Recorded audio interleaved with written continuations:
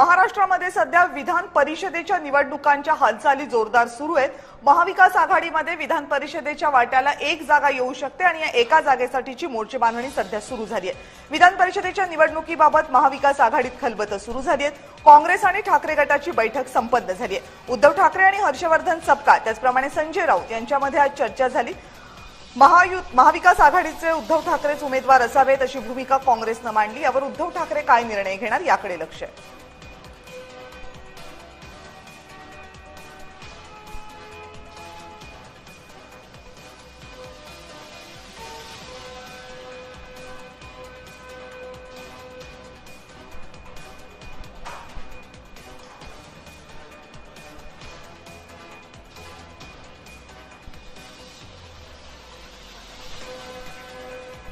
महाविकास आघाडीला एक जागा मिळालेली आहे। महाविकास आघाडीचे जेवढं संख्याबळ आहे त्यानुसार ते एक आमदार विधान परिषदेवर पाठवू शकतात।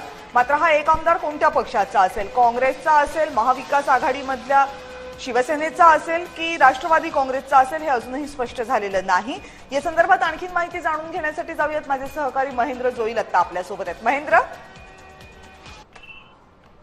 नक्कीच कविता मॅम, उद्धव ठाकरे हे विधान परिषदेवर जाणार का, उद्धव ठाकरेंची भूमिका नेमकी काय असणार आहे या संदर्भात आज मातोश्रीवरती एक बैठक झाली। या बैठकीत उद्धव ठाकरे, हर्षवर्धन सपकाळ आणि संजय राऊत हे या बैठकीला उपस्थित होते। ही बैठक औपचारिक भेट नव्हती।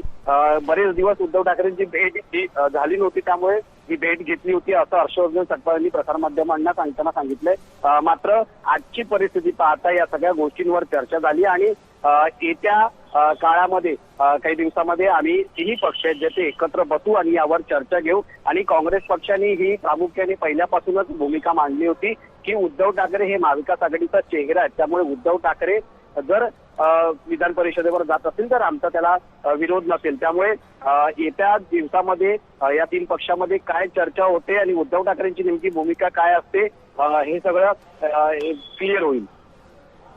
धन्यवाद महेंद्र, तुम्ही दिलेल्या सगळ्या सविस्तर माहितीबद्दल।